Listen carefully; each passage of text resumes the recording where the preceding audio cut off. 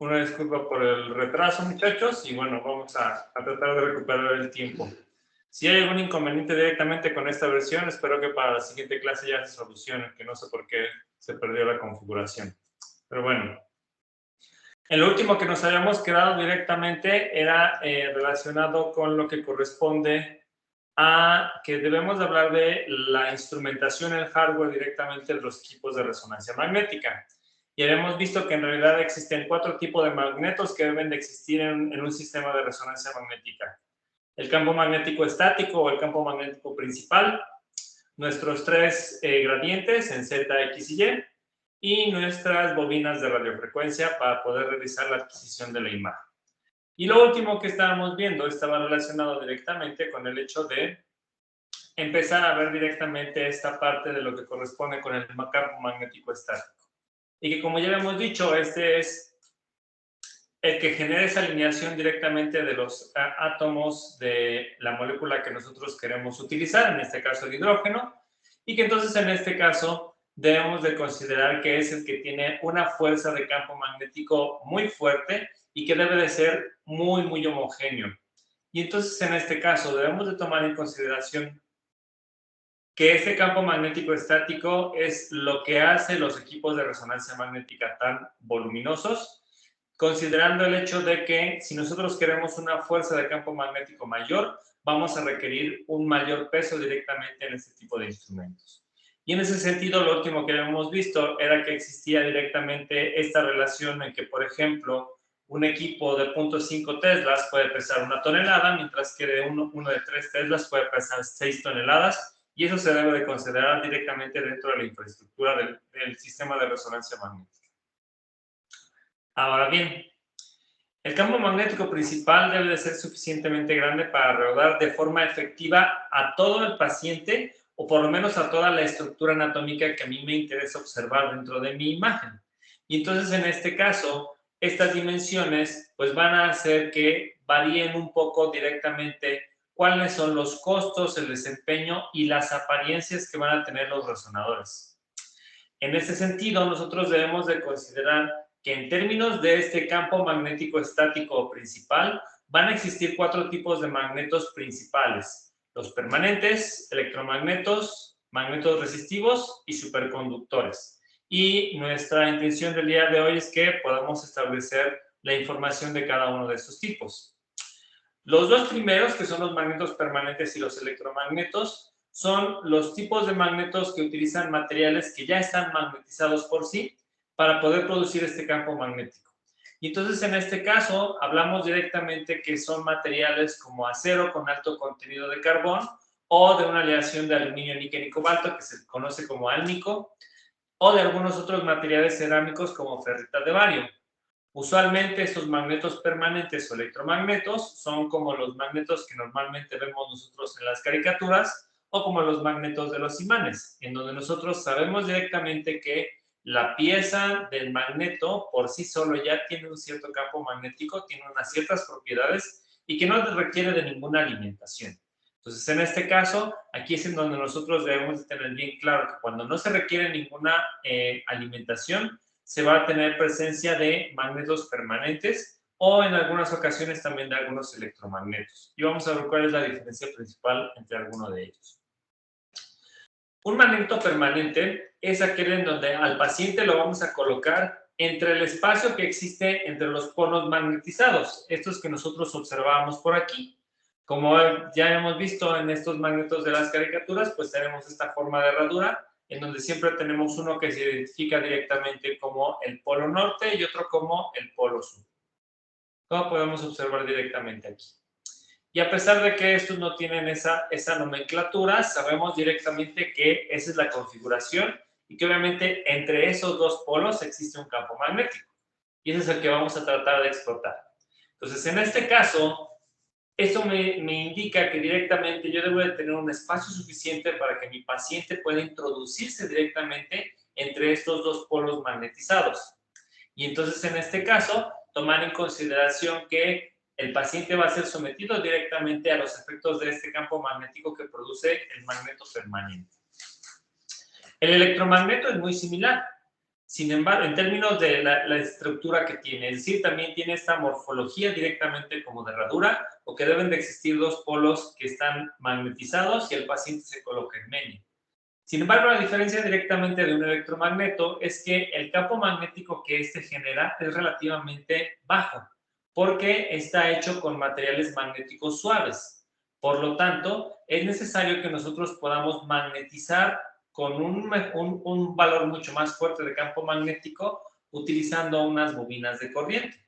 Y entonces, en este caso, nosotros podemos observar directamente que estos pueden ser representados como los polos directamente de nuestros magnetos, ya sea permanente o electromagnetos, y vamos a tener unas bobinas de corriente eléctrica que hacen la conexión directamente entre ellas, por los cuales nosotros vamos a pasar directamente corriente eléctrica y esto va a aumentar la posibilidad de la fuerza del campo magnético que existe entre estos polos magnetizados. ¿Sale? Entonces, en este caso, debemos de entender que ambos tipos de magnetos están unidos por junturas de acero, por las cuales nosotros vamos a hacer el paso directamente de la corriente. Y entonces, en este caso, el espacio que existe entre los polos debe de ser suficientemente grande para que el paciente pueda ser introducido ahí en conjunto con las bobinas de gradiente y las bobinas de radiofrecuencia, lo que significa que es un espacio considerablemente amplio. Y en ese sentido, si nosotros hacemos una comparación entre estos dos tipos de magnetos permanentes, pues podemos identificar algunos pros y contras de cada uno de ellos. Por ejemplo, en magnetos permanentes, un pro importantísimo es que no se requiere ninguna fuente de alimentación porque ya se tiene ese magneto propio por el material directamente con el que está construido. Sin embargo, ahí es donde nosotros pudiéramos considerar que se detienen los pros en los magnetos permanentes porque luego empiezan directamente los puntos negativos. Número uno, en términos negativos, se produce un campo magnético marginal, que significa que estas cosas que nosotros observamos en esta imagen están haciendo pasar directamente la corriente por estas junturas de acero, que no es otra cosa más que una bobina. Entonces, en este caso, ahí se están produciendo unos campos magnéticos espurios o campos magnéticos que nosotros pudiéramos considerar como ruido o que no son necesarios para la imagen. Y entonces, en este caso, este tipo de magnetos los producen de manera normal. Entonces, estos campos marginales siempre van a existir en campos magnéticos generados por magnetos permanentes. Estos magnetos permanentes, como no requieren de una fuente de alimentación, para tener campos magnéticos relativamente fuertes se requiere mucho volumen y entonces eso significa que son magnetos muy pesados, del orden de las 100 toneladas, lo que los hace poco atractivos directamente para ser empleados en sistemas actuales. Y a pesar de que son muy pesados, no se pueden producir campos magnéticos tan fuertes y de hecho en este caso se maneja del rango de los 0.3 teslas o inferior. Y entonces en este caso eso no nos hace tan útiles en los tiempos modernos para ser utilizado en sistemas de imagenología por resonancia magnética. Además de que estos magnetos permanentes son sensibles a variaciones de temperatura. ¿Qué significa esto? Que dependiendo de la temperatura ambiental a la cual se encuentre este magneto, nosotros podemos tener variaciones en la fuerza del campo magnético. Y ya sabemos que nosotros lo que buscamos es tener una homogeneidad del campo directamente para este tipo de magneto estático. En su contraparte, los electromagnetos van a requerir un poco de alimentación y que ese pudiera ser un contra, pero en un pro vamos a encontrarnos que son menos pesados. Mientras que unos son del orden de las 100 toneladas, este puede ser del orden de las 10 toneladas. Y esto también me va a permitir, con el hecho de que yo le pongo algo de alimentación, esto me permite producir campos magnéticos un poco más altos que los magnetos permanentes. Sin embargo, siguen siendo campos magnéticos relativamente bajos para la utilidad de la imagenología médica que nosotros queremos darle. Y en este caso también, además de campos marginales, vamos a tener campos de fuga por corrientes eléctricas de remolino. ¿Qué significa esto? Que adicionalmente a esta parte que nosotros tenemos de los campos marginales, el hecho de meterle corriente eléctrica a esta juntura de acero va a generar una corriente de remolino que va a estar circulando alrededor de todo este magneto, que va a generar de nuevo estos campos marginales, pero con una mayor potenciación. Es decir, vamos a tener campos marginales más fuertes en los electromagnetos. ¿Vale? ¿Hasta aquí alguna duda, muchachos? Perdón porque iba un poquito rápido, pero para ganar tiempo, olvidé recordarles que si tienen alguna duda en particular, pueden levantar directamente la mano en Teams o abrir el micrófono e interrumpirme en cualquier momento. ¿Dudas? Perfecto. Entonces, considerando esta desventaja principal de que tenemos campos magnéticos relativamente bajos, fue que se empezó a crear lo que se conoce hoy en la actualidad como magnetos resistivos, la cual son las bobinas que nosotros conocemos normalmente a través de nuestros circuitos de electrónica, circuitos, etcétera, etcétera. Entonces, estos magnetos resistivos fueron los primeros imanes utilizados en los sistemas de resonancia a finales de los 80s, a finales de los 70s, inicios de los 80s. Y en este caso estábamos hablando de magnetos que tenían una fuerza de campo magnético del orden de los 0.15 teslas. Entonces se producían imágenes de relativamente baja calidad debido a esta fuerza de campo magnético. Pero estamos hablando de que tenemos una construcción tradicional de un conductor. Estamos hablando entonces en este caso que hablamos de alambres de cobre o aluminio que forman una bobina que está recubriendo totalmente a nuestro paciente. Y de hecho, por eso las resonancias de la actualidad tienen esta forma de toroide, porque nosotros, si ustedes recuerdan, debemos de generar este devanado totalmente circular para poder generar estas bobinas. Y entonces, en este caso, obviamente, si queremos una fuerza de campo magnético importante, vamos a necesitar mucho material para generar esta bobina. Estas bobinas son magnetizadas por fuentes de alimentación de corriente directa. Es decir, nosotros vamos a requerir, una vez que tengamos todos estos kilómetros de alambre de cobre que nosotros tenemos para la generación de la bobina, como un magneto resistivo tradicional, lo que vamos a necesitar es conectar una fuente de alimentación que permita generar esa fuerza de campo magnético. Y en este caso, eso significa conectar corriente directa de alta energía, del orden de los 40 a los 100 kilowatts. Y entonces, en este caso, ya sabemos que cuando nosotros le ponemos energía a un metal o a un material conductor, seguramente les ha pasado, si colocan una resistencia y le ponen una pila y no le ponen mucha atención a la corriente que está pasando, en algún momento se calientan estas resistencias y si no se dan cuenta, estas se queman. Pues entonces, en este caso, aquí sucede prácticamente lo mismo. Las propiedades de conducción del metal van a generar un calentamiento considerable directamente dentro de esta bobina del magneto resistivo. Por lo tanto, para que este no se queme, vamos a necesitar sumergir directamente las bobinas en un líquido refrigerante. Y entonces, en este caso, debemos de entender que directamente en la estructura que tienen las resonancias magnéticas con magnetos resistivos, se va a tener que tener directamente la bobina junto con todos los alambres requeridos directamente para la generación de este campo magnético y vamos a tener también un líquido refrigerante que va a estar recirculando a través de toda la bobina, en donde vamos a mandar directamente un líquido a una temperatura relativamente fría. Obviamente este va a cambiar su temperatura por el calentamiento directo de la bobina y este fluido caliente se tiene que eliminar para que esto siga recirculando y esa bobina no se caliente demasiado.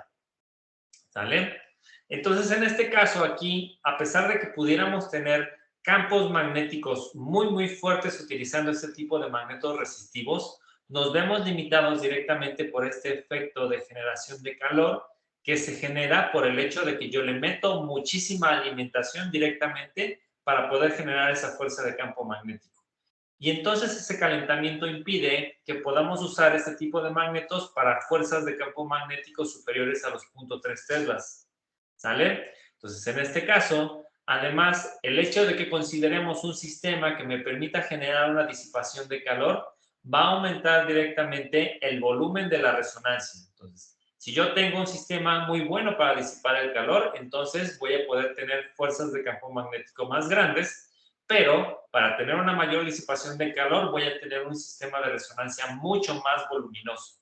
Y eso es debido literalmente al hecho de que nosotros estamos trabajando con mucha más energía.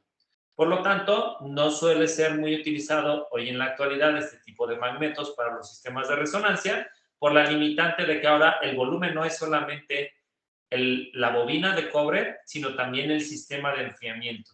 Y eso lo vuelve poco rentable. Además de que los consumos energéticos para este tipo de sistemas con magnetos resistivos era muy elevado y poco funcional directamente para los hospitales.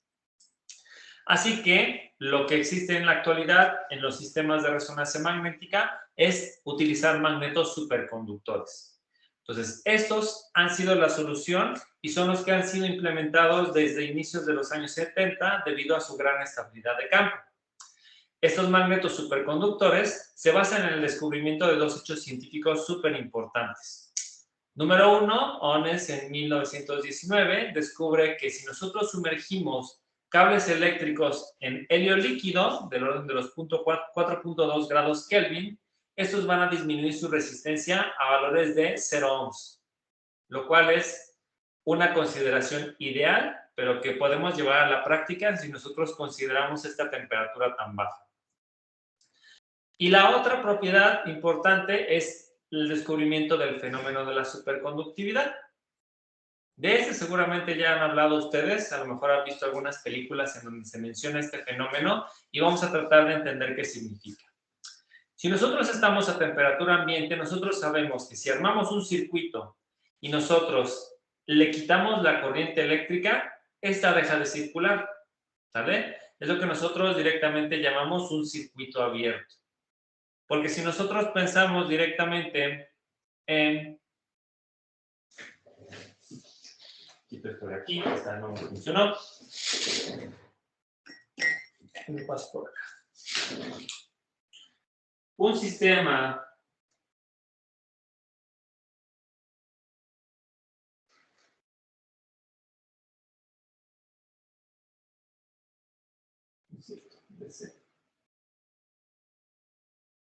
que tiene una cierta alimentación, nosotros sabemos que la corriente va a fluir sí y solo sí yo cierro el circuito. En el momento en el que yo abro, la definición de un circuito me dice que debe ser un lazo cerrado y entonces en ese momento la corriente deja de circular, ¿sale?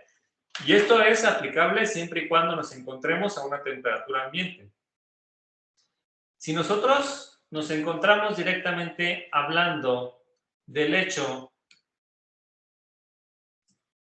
de que utilizamos el fenómeno de la superconducción, ahora lo que nosotros vamos a hacer es que en el momento en el que nosotros eliminamos la fuente de alimentación, nuestra corriente va a seguir circulando. Y esto es debido a que existen algunos materiales a los cuales si se les suministra una corriente eléctrica y se encuentran a muy bajas temperaturas, estos no eliminan el movimiento de los electrones y entonces permiten directamente que la corriente siga circulando sin mayores problemas. ¿Vale? Entonces, por lo tanto, yo aquí puedo tener encendido el equipo con muchísima energía y luego apagarla y de todas maneras tener una fuerza de campo magnético muy, muy fuerte y evitarme el consumo de toda la energía que tenía con los magnetos resistivos.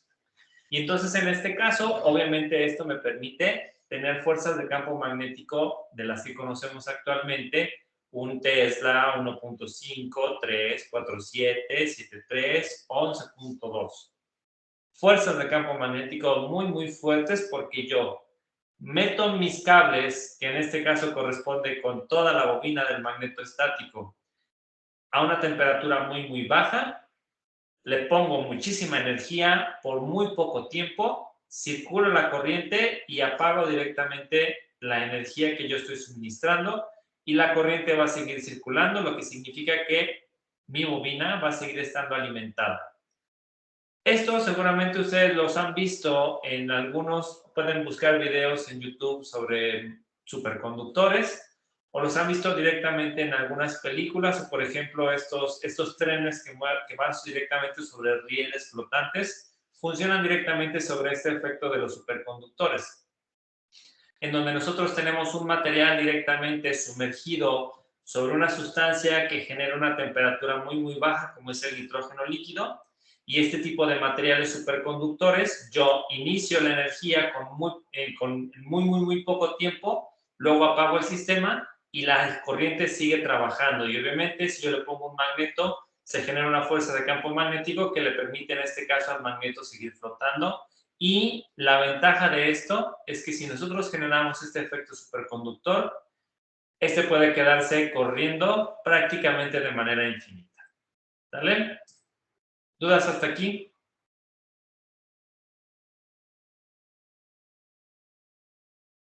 Okay. Debemos de entender que no todos los materiales o no todos los metales son buenos superconductores. De hecho, muchos de ellos, incluido el cobre, que es con lo que normalmente hacemos las bobinas, tienen el defecto de que el campo magnético que producen cuando se le pasa una corriente a altas temperaturas destruye su propiedad superconductora. ¿Sale? Eso significa que yo al cobre lo puedo llevar directamente a temperaturas muy bajas para que sea un superconductor. Funciona, pero en el momento en el que yo aumento la temperatura del cobre, la propiedad superconductora desaparece y entonces directamente esa propiedad va a hacer que el sistema deje de tener una corriente fluyendo de manera infinita. Este fenómeno de eliminar la propiedad superconductora de un metal se conoce como quench. Y esto es importante porque obviamente es una propiedad que nosotros vamos a querer ocupar para poder apagar directamente los sistemas de resonancia magnéticos actuales. Entonces debemos de tener bien claro que existen en la naturaleza algunos metales como el niobio, el titanio y el germanio, los cuales no sufren de este fenómeno de quench. Es decir, que si estos materiales se llevan a temperaturas bajas y se vuelven superconductores, nosotros les ponemos corriente y a través de estos metales la corriente nunca va a dejar de fluir, ¿sale? Entonces debemos de entender que entonces en este caso me va a convenir trabajar con una combinación de ambos tipos de metales, unos que tienen esta propiedad de quench y unos que no, para poder realizar el apagado del sistema de los resonadores que utilizamos en sistemas de imagenología. Porque va a ser interesante que yo lo pueda aprender y se mantenga homogéneo, pero también es necesario que en algún momento yo apague el equipo para poder retirar a mi paciente y hacer un montón de cosas adicionales y no estar expuesto a una fuerza de campo magnético muy grande. ¿Sale? ¿Dudas aquí? Perfecto. Entonces, en los magnetos superconductores, nosotros vamos a estar hablando de que tenemos del orden de los 15 a los 100 kilómetros de cable, que en realidad es una aleación de niobio y titanio, que sabemos que son los materiales que son superconductores y que no tienen esta propiedad de quench, pero van a estar envueltos en cobre, el cual sí tiene esta propiedad de quench, y este cable tiene un diámetro de aproximadamente 2 milímetros. Entonces ahí, este superconductor van a ser kilómetros y kilómetros y kilómetros de este cable, que es la aleación con una cobertura de cobre. En este caso, una vez que la corriente circula, esta continúa indefinidamente. Y hablamos de corrientes que tienen una intensidad entre los 200 y los 500 amperes, y la parte de los materiales que son superconductores sin propiedad de quench le permiten generar una disminución de 1 amper por cada 10.000 años. Lo que significa que básicamente cuando nosotros prendemos uno de estos materiales con una fuente de energía como 200, 500 amperes, aunque nosotros quitemos o cortemos esta alimentación, esta corriente va a seguir circulando prácticamente de manera infinita, o no va a existir ser vivo que va a tener la posibilidad de observar que este sistema verdaderamente se detenga. De ahí la importancia de que nosotros tengamos esa envoltura de cobre directamente en estos superconductores. De lo contrario, no podemos detener el sistema y es muy peligroso que nosotros estemos andando con un elemento que genera una fuerza de campo magnético muy fuerte, que en donde esté circulando centenares de amperes, lo cual es muy peligroso. Entonces, en este caso, ahora debemos de entender nosotros que el costo principal de un sistema de resonancia magnética moderno no es tanto el magneto superconductor en sí, que ya del hecho de tener una aleación de niobio titanio y una envoltura de cobre y que son kilómetros y kilómetros de este cable, no lo hace económico, pero debemos de entender que el costo principal es el sistema de enfriamiento o criostato, que aquí sí lo vamos a necesitar a fuerzas, no como en los magnetos resistivos, que pudiera ser volumétrico simplemente por el hecho de tratar de mandar fluido todo el tiempo. Aquí lo necesitamos por cuestiones de que queremos mantener la temperatura de superconductor directamente de nuestro sistema. Y entonces, en este caso, este sistema de enfriamiento o criostato va a requerir que nosotros tengamos un consumo de 1/4 de litro por hora de helio y 2 litros por hora de nitrógeno líquido para mantener esa temperatura tan baja. ¿Vale? Entonces, este sistema criostático en realidad consiste de varios sistemas de aislamiento térmico. Y debemos de tener bien claro que el alambre superconductor va a estar aislado en un ambiente totalmente al vacío y posterior a él vamos a tener un sistema de refrigeración de helio líquido que lo va a mantener a los 4.2 grados Kelvin. Y obviamente, como vamos a tener este encendido con mucha temperatura, pues trataremos de todas maneras de conservar lo más que se pueda este núcleo frío. Por lo tanto, se requieren de otros 2 sistemas de aislamiento que se encuentran fuera de este de helio líquido, que usualmente se trabaja con nitrógeno líquido, para mantenerlo a 20 grados Kelvin y 77 grados Kelvin. Y que también nosotros podamos tener una cierta posibilidad de manejar la parte externa del resonador sin mucho peligro, porque si nosotros por alguna razón ponemos la mano en algo que se encuentra a 4.2 grados Kelvin, pudiera ser muy peligroso, al grado de que las cosas se congelan rápidamente y pudiera suceder un accidente bastante grave. Y entonces todas estas capas de aislamiento al final van sumergidas en este nitrógeno líquido, que en realidad todo este tubo que nosotros observamos directamente de este equipo de reconstrucción de Siemens, todo esto está inmerso, todo esto es como si fuera una tina en la cual nosotros tenemos el nitrógeno líquido que está circulando para tratar de aislar totalmente esta temperatura y mantener siempre mi bobina como un superconductor. ¿Vale? Entonces, cuando yo quiero hacer en estos superconductores el arranque y el quench o el encendido y el apagado del magneto principal, yo debo entender, número 1, que cuando mi bobina superconductora ya está en la temperatura del helio líquido, es posible encender el sistema. Hasta que alcanzamos esos 4.2 grados Kelvin es cuando podemos encender el sistema, porque se vuelve un superconductor la bobina que yo tengo allá adentro. Entonces, en este caso, una vez que yo tengo esta temperatura, lo que hago es que aumento la corriente hasta llegar al valor deseado de fuerza de campo magnético y posteriormente disminuyo el voltaje hasta llegar directamente a 0 y elimino la alimentación mientras que mantengo la corriente circulando. Esto es como si nosotros observáramos prácticamente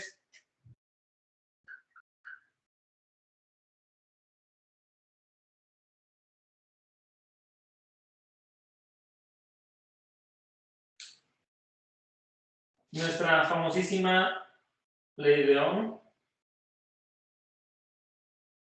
Ya sabemos que esto es igual a que el voltaje es igual a una corriente por el valor de una resistencia. ¿No? Si de nuevo nosotros tenemos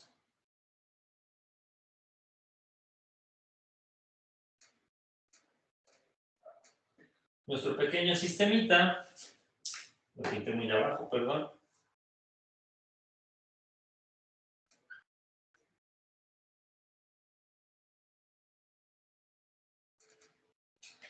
En el momento en el que yo enciendo esto y le pongo un valor importante de corriente,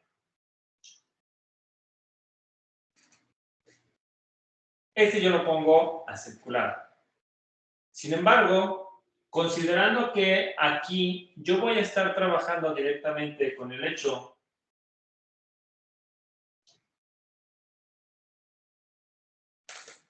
de que mi resistencia es prácticamente 0,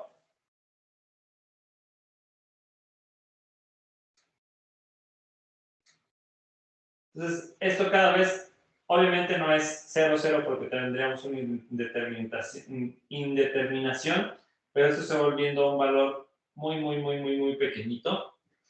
Entonces nosotros podemos entender directamente de que el valor de la corriente y el valor del voltaje están relacionados de manera directa. Por lo tanto, en los sistemas normales, si yo bajo esta consideración, ahora voy disminuyendo el voltaje hasta llegar a un punto cercano a cero, en teoría, esta corriente también tendría que ir a cero. Y significaría que nosotros tenemos este sistema. Y que entonces en este caso, en consideraciones normales, aquí no fluye ninguna corriente. Sin embargo, esto lo que a mí me permite hacer es directamente mantener la corriente funcionando a pesar de que no tengo ninguna alimentación. Y entonces en este caso, esta regla de la ley de Ohm no se cumple particularmente para esta relación directa de los superconductores. ¿Sale? Y entonces en este caso, así es como yo puedo mantener el sistema totalmente encendido sin tener ningún consumo energético. Y es decir, no tengo un calentamiento directamente por el hecho de tener esa fuente de alimentación conectada directamente a mi conductor. Se genera, obviamente, calor, pero no se compara directamente con el que se generaría con un magneto resistivo. Pero aquí el sistema de enfriamiento no está para poder mantener o para no enfriar ese consumo de calor que generaría la alimentación, sino que el sistema de enfriamiento existe para mantener ese conductor a temperaturas de superconductor, 4.2 grados Kelvin. ¿Sale? Mientras se mantenga eso, no hay ningún problema directamente con el calentamiento del sistema. Y ahora, cuando yo quiero apagar directamente el sistema, ya realicé toda la adquisición de la imagen, ese magneto sigue encendido, ese magneto sigue estando en temperaturas de superconductor, entonces ahora yo realizo un proceso inverso. Es decir, que ahora voy a conectar la fuente de alimentación, pero aplicando un voltaje inverso hasta reducir el valor de la corriente que yo voy a estar suministrando a valores de cero. Y entonces, en este caso, cuando yo reduzco la corriente a cero, es cuando puedo asumir que el sistema está completamente apagado. Entonces, este proceso al inverso desprende mucha energía, ya que hablamos que un sistema de 2 teslas disipa del orden de los 7 megawatts. Entonces, en este caso, lo que puede generar mucho calor es directamente apagar el sistema. Y entonces, en este caso también es en donde debemos de contemplar directamente que es necesario tener esas diferentes capas de aislamiento para poder asegurar que la temperatura del núcleo del cable conductor se mantiene a temperaturas de superconductor.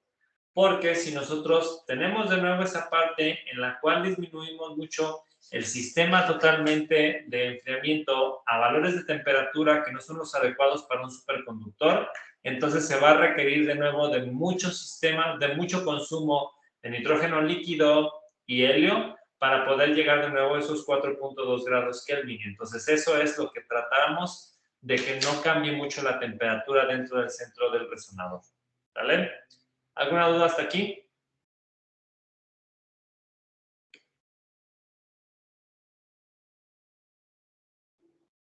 Ok.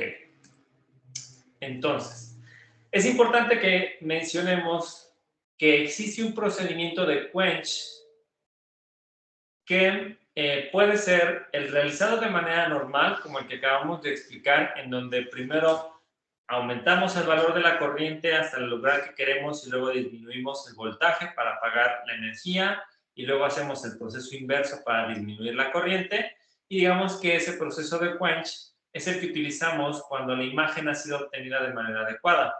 Sin embargo, para las situaciones en las cuales sucede un percance, como los que vimos en algunas imágenes hace algunas clases, en donde se incrusta una camilla, una silla de ruedas, una parte metálica directamente sobre el superconductor. Entonces, en este caso, se requiere de un sistema de quench de emergencia. y literalmente se activa presionando un botón que lo que hace es que prende unos sistemas de calefacción que aumentan la temperatura de la bobina, y si ustedes recuerdan, como teníamos un recubrimiento de cobre, estos van a generar una pérdida de la capacidad de superconducción del alambre, y entonces en ese momento se retira directamente la energía y se apagan los sistemas. Entonces, todos los sistemas de resonancia magnética tienen estos botones de paro de emergencia, y básicamente lo que hacen es que vacían todo el nitrógeno líquido y el helio disponible dentro del resonador para que se aumente la temperatura directamente del alambre de cobre, y entonces en este caso se pierdan propiedades superconductoras y se desaparezca totalmente la corriente que se estaba consumiendo y el sistema se apaga. Usualmente estos botones deberían de tener una cierta protección, porque obviamente no es algo que uno quiera hacer. O sea, si sucede un quench de emergencia, estamos pensando literalmente que está sucediendo una situación extraordinaria y que entonces en este caso estamos ante una situación de riesgo. Antes sucedía que, por ejemplo, a algunas personas que tenían mucho nerviosismo a la hora de que se les tomaba las resonancias magnéticas, o por ejemplo a niños pequeños, se les daba una extensión con un botón que era prácticamente una extensión hacia este sistema del paro de emergencia. Sin embargo, si era una situación en la cual se reporta, o sea, estaba pensado este sistema directamente para personas que a lo mejor tenían los tatuajes viejos y que no sabían verdaderamente si estaban hechos con tintas de plomo o no, y entonces a ellos se les sugería, te vamos a hacer la resonancia y en el momento en el que tú sientas dolor, le apachurras para detener, sin esperarse. O se le ofrecía directamente a niños pequeños en el momento en el que decían, si te sientes mal, sientes que te vas a mover, presionas el botón y te venimos a auxiliar.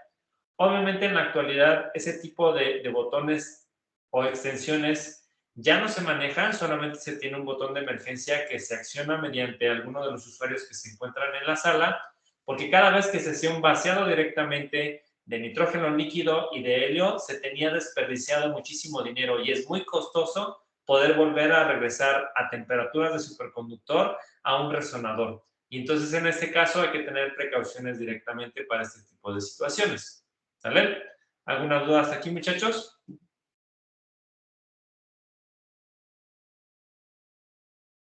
Perfecto. Entonces, es importante que mencionemos que a pesar de que nosotros estamos hablando de campos magnéticos estáticos, ya sea superconductores o resistivos o permanentes o electromagnéticos, estos campos marginales siempre van a existir.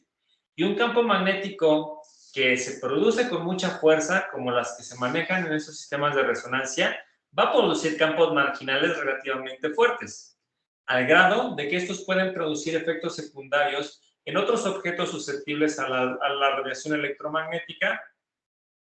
Y hablamos, por ejemplo, de que se borran cintas magnéticas como tarjetas de crédito, se pueden modificar parámetros de marcapasos, o si hay algún otro dispositivo metálico en el cuerpo, ese también se puede atraer directamente hacia lo que es el resonador.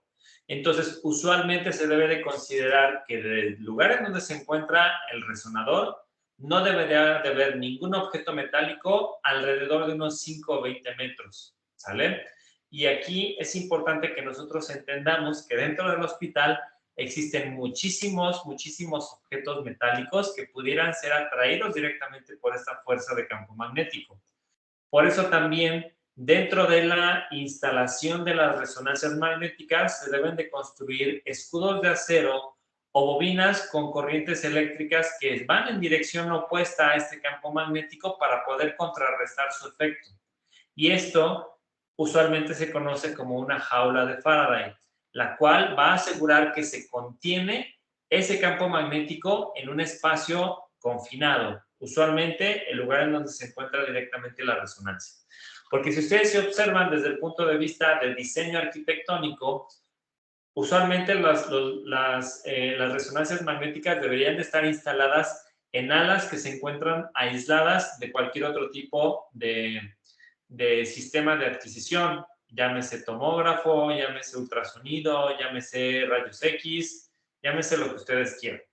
Usualmente debería de ser pensado así, por precaución, en el sentido de que si yo trabajo con una fuerza de campo magnético de 3 teslas, tengo muchas posibilidades de que yo atraiga muchos materiales metálicos. Sin embargo, en muchos hospitales, obviamente, las salas de resonancia magnética se construyeron después del diseño del hospital. Y entonces, en este caso, están ubicadas en donde se puede meter. Entonces, en ese sentido, es muy probable que a pocos metros de distancia se encuentre un pasillo donde pasan camillas, donde hay personas que traen las carteras y ahí vienen tarjetas de crédito, documentos personales, aparatos celulares, todo ese tipo de cosas se pueden afectar directamente con las fuerzas de campo magnético y entonces es súper importante que se contemple siempre la instalación de estas jaulas de Faraday o estos campos que permiten, estos escudos que permiten directamente contener esta fuerza del campo magnético estático solamente dentro del espacio en el que se encuentra el resonador. Adicionalmente, ya sabemos que existe una consola de control y esta consola de control se debe de encontrar en una zona dentro de la ubicación donde se encuentra el resonador, pero que está aislada a través de paredes totalmente aislantes. Usualmente se tienen paredes muy gruesas de acrílico, con lo cual nosotros podemos asegurar que existe un aislamiento y que no va a pasar ese campo magnético directamente en donde se encuentra la consola de control. ¿Sale? ¿Dudas? Profe, el botón de emergencia, Ajá. ¿en dónde debe de estar? ¿Afuera? O sea, ¿por la sala de control o dónde la ponen? No, usualmente se encuentra a un costado del resonador. Entonces, en una de las partes bajas directamente de donde se encuentra este toroide, se encuentran estos parámetros de control en donde uno puede conectar directamente los audífonos, un micrófono en donde se encuentra directamente lo que escucha el paciente para poder dar instrucciones de ese tipo de cosas. Entonces, ahí hay una tarjeta periférica que permite directamente que suceda este tipo de cosas. Entonces, las extensiones usualmente ya no se manejan y entonces al lado, o sea, pegado directamente al resonador es en donde se encuentra este botón de paro de emergencia. ¿Vale? ¿Alguna otra duda, muchachos?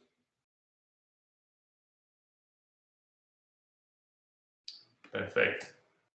Entonces, si nosotros realizamos un cuadro comparativo de estos tipos de magnetos que se generan como magnetos estáticos, debemos de entender que los resistivos, los permanentes electromagnéticos y los superconductores tienen diferentes características. Fuerza de campo magnético, obviamente el resistivo y el permanente manejaban fuerzas bajas, pero no tenían tanto problema directamente con el volumen. Mientras que aquí en este caso nosotros podemos tener fuerzas de campo magnético muy, muy, muy elevadas sin necesidad directamente de tener complicaciones directamente en el calentamiento del sistema para generar una fuerza de campo magnético muy grande. Sin embargo, debemos de considerar directamente que también el volumen o la masa de estos magnetos estáticos cambia. Los resistivos son de una masa relativamente aceptable, los permanentes son muy, muy, muy pesados y los superconductores se encuentran a la mitad, en donde dependiendo de la fuerza de campo magnético que yo quiera generar, depende el tonelaje que este va a tener. A mayor fuerza de campo magnético, yo voy a requerir más kilómetros de alambre de cobre. Entonces, es ahí donde viene la diferencia en la masa de estos magnetos estáticos. El volumen también va a cambiar dependiendo directamente del tipo de sistema que yo manejo. Los permanentes, al ser los más pesados, obviamente también requieren de un volumen importante para poder ser contenidos. Los resistivos son de los más compactos y los superconductores también manejan volúmenes distintos dependiendo de la cantidad de fuerza de campo magnético que yo voy a requerir. Porque además de considerar estos kilómetros de alambre, hay que tomar en consideración que yo debo de tener este sistema de criostato para el enfriamiento completo, lo que significa que prácticamente llevamos al doble el volumen inicial que tiene este alambre de cobre. En términos de homogeneidad del campo, nosotros nos vamos a encontrar que los resistivos y los permanentes tienen una buena homogeneidad del campo de 10 partes por millón, o que significa que de 1 millón de átomos de hidrógeno o de átomos del elemento que yo quiera alinear, solamente 10 no me van a hacer casos. Y en el caso del superconductor, vamos a tener la característica de que a menor fuerza del campo magnético, la homogeneidad va a ser menor. Entonces, significa que para fuerzas de campo magnético de 0.5 teslas podemos tener una homogeneidad del campo de 500 partes por millón. Para fuerzas de campo magnético muy elevadas, como 11.75 teslas, podemos tener homogeneidades de campo muy altas, como 5 partes por millón. Y el acceso del paciente a través de estos magnetos estáticos también puede cambiar. En los resistivos puede ser tanto longitudinal, es decir, que tengamos un toroide cerrado y solamente entra de manera longitudinal el paciente a través del centro del toroide, o transversal, si estamos hablando de los que son de herradura, yo lo puedo meter de lado a mi paciente. En los permanentes usualmente es transversal, por la forma que nosotros ya habíamos establecido, como en las caricaturas o las películas. Y en los superconductores, por el hecho de tener este rebanado en la bobina, a fuerzas debemos de tener un acceso longitudinal.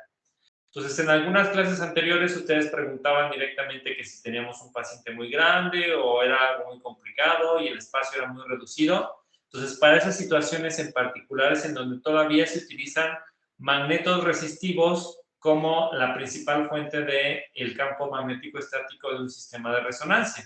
Entonces, obviamente se pueden obtener imágenes que son de baja calidad, pero el acceso transversal puede dar un poco más de versatilidad ante situaciones en las cuales el espacio del toroide puede ser muy reducido. ¿Vale? ¿Alguna duda hasta aquí, muchachos? Perfecto. Entonces, ahora que ya hablamos mucho directamente del magneto estático, ahora vamos a hablar de los campos de gradientes, que en este caso ya sabemos que nosotros nos vamos a concentrar en tres. Nuestra bobina de gradiente en el eje Z, nuestra bobina de gradiente en el eje Y y nuestra bobina de gradiente en el eje X.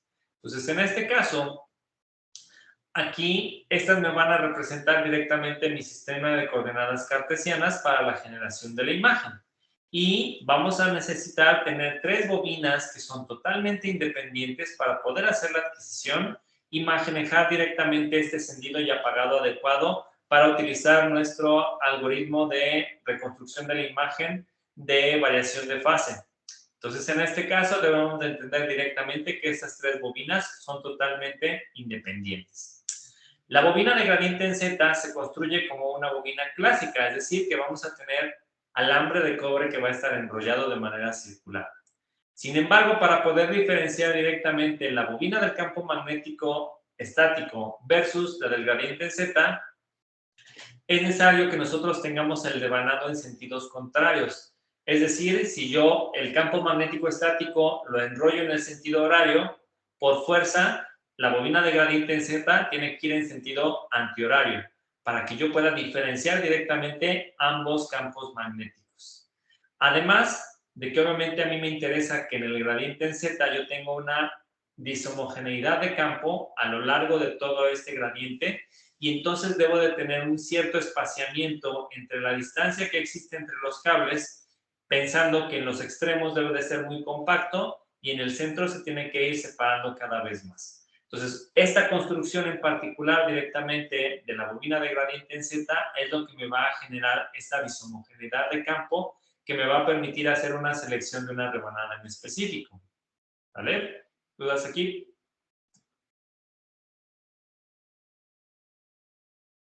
En cuanto a las bobinas de gradientes Y y Z, aquí nosotros vamos a hablar de una configuración especial, porque vamos a hablar de que estas vienen a manera de cuadratura o van a estar definidos a través de cuadrantes. Y entonces, en lugar de tener alambre que está siendo enrollado directamente para generar las bobinas, vamos a tener la presencia de un patrón que es insertado en unas placas plásticas o de cobre, las cuales cuando yo las junto como 4 piezas dentro de un cilindro, van a generar cuadrantes que me permiten definir directamente estas bobinas de gradiente. Vamos a ver, no se alcanza a ver muy bien aquí directamente sobre la presentación.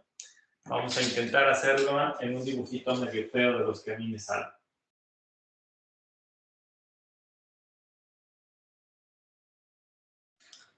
Un poquito más grande.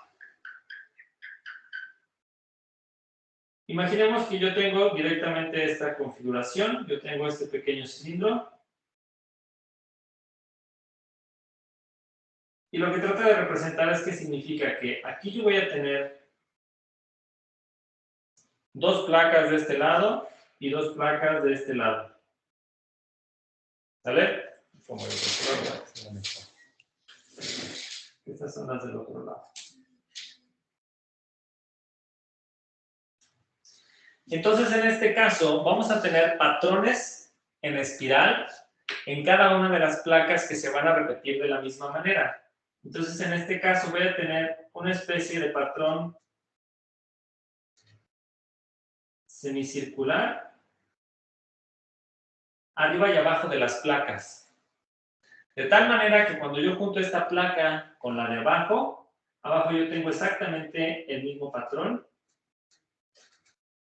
Y este patrón en espiral es como si me estuviera generando uno de los polos de una de las bobinas. Y del otro lado en específico yo voy a tener exactamente lo mismo.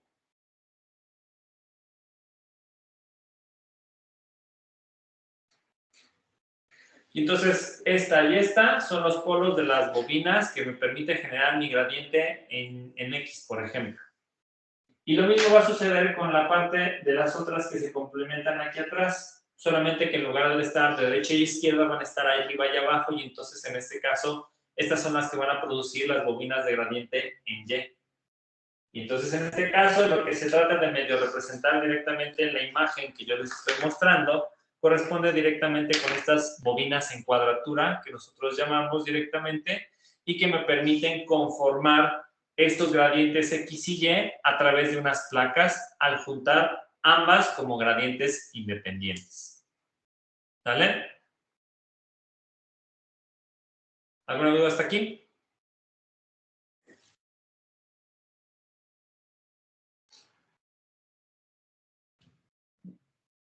Vamos a tomarnos 10 minutitos más de lo que normalmente tomamos, muchachos, para poder recuperar un poquito de tiempo de que iniciamos la clase tarde. Entonces, les pido un poquitito de paciencia.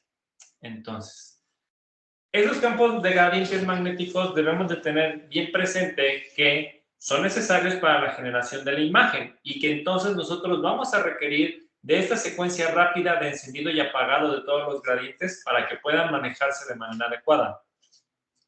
Por lo tanto, encender y apagar cada uno de estos gradientes va a requerir de corrientes de alimentación de cada bobina fuertes, que sean rápidas, y todo esto realizado de manera computacional.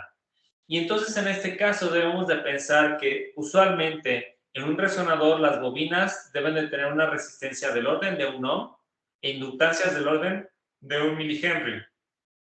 Y que entonces en este caso, para poder manejar directamente este encendido y apagado de manera adecuada para el algoritmo de reconstrucción, voy a necesitar encender y apagar cada uno de estos gradientes en un tiempo aproximado de 0.5 milisegundos y mover fuerzas de campo magnético del orden de 0 a 10 militeslas por metro o 1 Gauss por centímetro.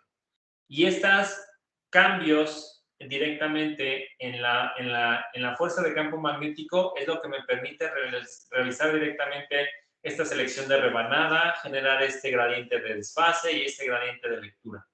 Y entonces, en estos 0.5 milisegundos, cuando nosotros hacemos todo ese movimiento de cada una de las bobinas, debemos de pensar de que las corrientes deben de ir de 0 a 100 amperes en aproximadamente 5 milisegundos. ¿Sale? Entonces, estamos hablando de manejo de muchísima corriente en muy, muy poco tiempo. Por lo tanto, vamos a requerir de sistemas de cableado importante para manejar toda la potencia que requiere directamente este sistema.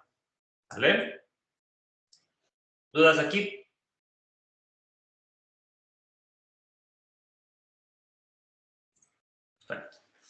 Entonces, ahora cuando hablamos directamente de estas bobinas de radiofrecuencia, ya sabemos que son los que utilizamos para obtener la información útil para la imagen y son las que ponemos directamente dentro de nuestro paciente. Entonces, en este caso, el movimiento de precesión ya sabemos que ocurre a lo que conocemos como la frecuencia del amor de los protones que vamos a estar tratando de visualizar. Y que este movimiento de precesión es proporcional directamente a la fuerza del campo magnético y esto va a definir que el rango de frecuencias de operación de estas bobinas de radiofrecuencia van desde 0.85 a 170.3 MHz para los resonadores que van desde 0.02 hasta 4 teslas. Si nosotros nos vamos a fuerzas de campo magnético más grande, este rango obviamente se va a ampliar. Directamente por esta relación de la frecuencia del armor, que sabemos que la fuerza del campo magnético es directamente proporcional a la frecuencia de resonancia. Y entonces, idealmente, el campo de radiofrecuencia debe de ser perpendicular al campo magnético estático que nosotros estamos manejando. Entonces, debemos de entender que para la reconstrucción de la imagen vamos a tener bobinas de radiofrecuencia que deben de ser capaces de poder trabajar con todo este espectro de frecuencias operativas dentro de un sistema de resonancia magnética. Y entonces, en este caso, más que una bobina tradicional, usualmente pensamos que estas bobinas de radiofrecuencia son antenas que pueden modificar directamente algunos parámetros dentro de, y por eso tienen construcciones distintas a las bobinas tradicionales. Entonces, usualmente existen 3 tipos de bobinas que son ampliamente utilizadas en estos sistemas de imagenología y son lo que se conoce como bobinas de cuerpo, en donde directamente tenemos esta conformación de una especie de escudos en donde tenemos por dentro directamente esta antena que permite la captación de la información y el envío de información de radiofrecuencia y usualmente son utilizadas para tener imágenes de tórax. En muchos sistemas de resonancia magnética, estas bobinas de cuerpo pueden estar incluso incrustadas dentro de la carcasa del resonador para que no se coloquen directamente sobre el paciente. Y no hay ningún problema en el momento en el que se requiera realizar un tipo de adquisición distinta a una bobina de cuerpo. Esta bobina simplemente no se utiliza y se mantiene apagada todo el tiempo. Podemos encontrarnos también las que ya hemos visto en videos anteriores, que corresponden con las bobinas de cabeza, en donde de nuevo solamente la información se concentra directamente en el cráneo de nuestro paciente. O podemos tener bobinas de superficie, que digamos que son las más versátiles en el sentido de que yo voy a tratar de acomodar directamente estas bobinas en cualquier superficie de interés. Y que estas superficies pueden abarcar directamente un brazo, una pierna, alguna extremidad en particular. Podemos tener estas bobinas que son bobinas que se colocan directamente sobre las articulaciones, una rodilla, un codo, una muñeca, y que obviamente van a ayudar a concentrar la información directamente en ese punto en específico. ¿Vale? ¿Alguna duda hasta aquí, muchachos?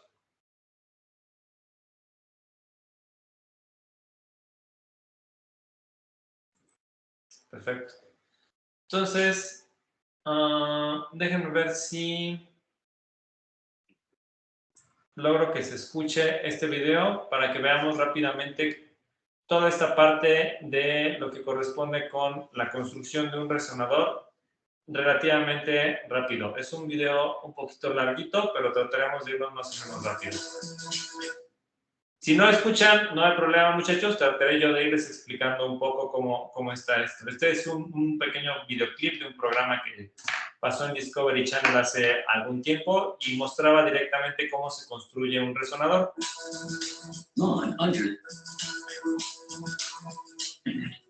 Creating a tunnel in the center for the patient.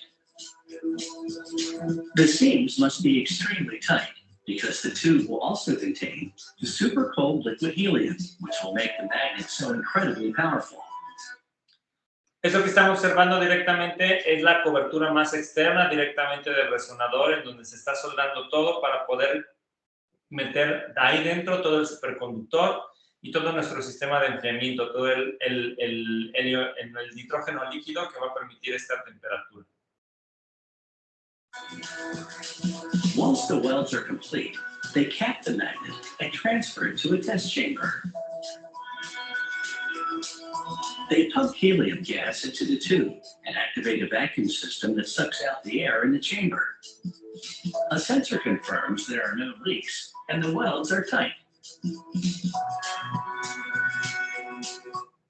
Entonces mencionaban directamente que se tienen que hacer pruebas de que no haya ninguna fuga directamente en estos sistemas que van a contener a todo el resonador, porque obviamente con una pequeña fuga se puede escapar directamente ahí parte del frío que mantiene directamente a nuestro núcleo como un superconductor, y es importante asegurarse de que esto no vaya a suceder.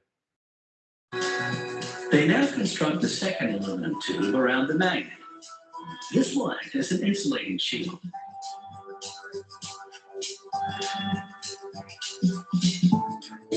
They wrap an aluminized mylar blanket tightly around the magnet.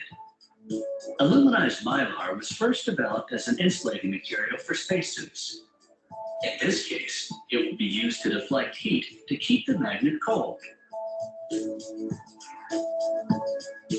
They now insert the magnet into a steel shell. This is known as the vacuum vessel. The air will be pulled from the space between it and the magnet, creating a vacuum which will serve as another insulator. Aquí estamos observando que después de toda esta parte que nosotros tenemos externa, tenemos otra placa de aluminio en donde vamos a tener la inserción del helio y luego tenemos un sistema de aislamiento y luego, si ustedes observan, existe un espacio directamente entre este tubo y esta parte del sistema que también funciona como un sistema de aislamiento.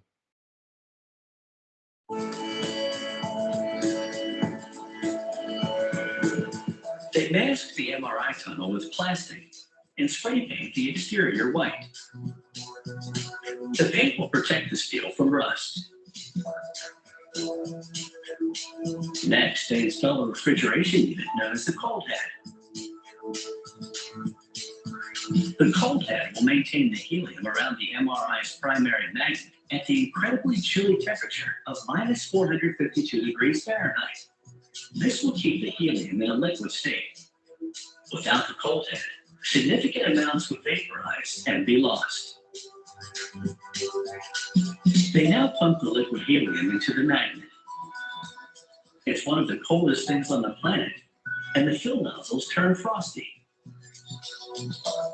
Exposed to this extreme cold, the magnet loses all electrical resistance and becomes a superconductor, generating intense magnetic fields. With the MRI magnet complete, they move on to the gradient coil, which will control the orientation of the image.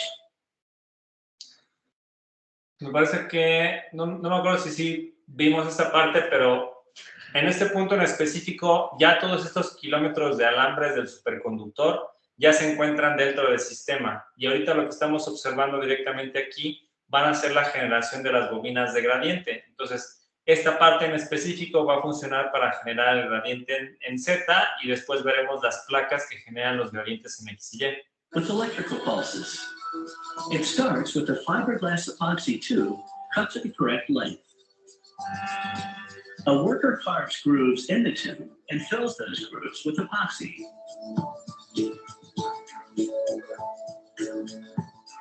He then winds copper wire into the epoxy-filled grooves, and it adheres, forming the gradient coil.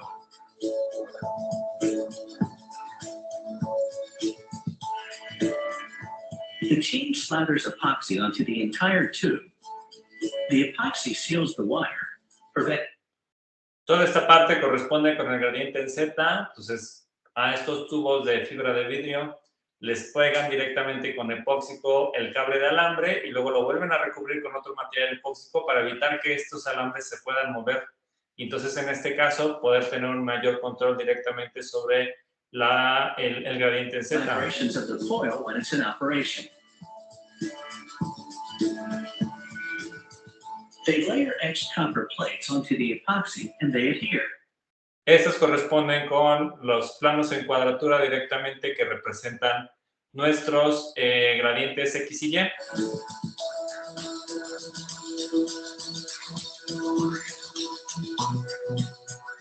They wrap the coil tightly with Teflon cloth.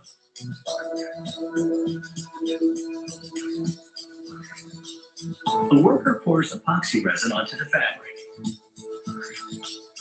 He then winds tubing around the gradient coil, which adheres to the epoxy-coated cloth. These are cooling lines. They'll disperse heat generated by the gradient foil. Another worker now preps the next fiberglass tube. This one is for the MRI's radio frequency coil. There's much more to come before this MRI scan. Entonces, en términos generales, luego les mando el video para que lo vean con calma, muchachos, pero aquí es en donde quería que observaran directamente la construcción de lo que corresponde con esta bobina. Y en este caso, prácticamente pueden observar que la construcción de estos resonadores puede ser muy artesanal en el sentido de que hay que supervisar directamente toda esta parte de cómo se inserta todos esos kilómetros de alambre para el superconductor, el sistema de enfriamiento, las diferentes capas, luego tener directamente los superconductores y que en este caso podamos tener este funcionamiento de manera adecuada. Entonces, aquí ya les robé 15 minutos de lo que normalmente tenemos, muchachos. No sé si alguien tenga alguna duda en este momento.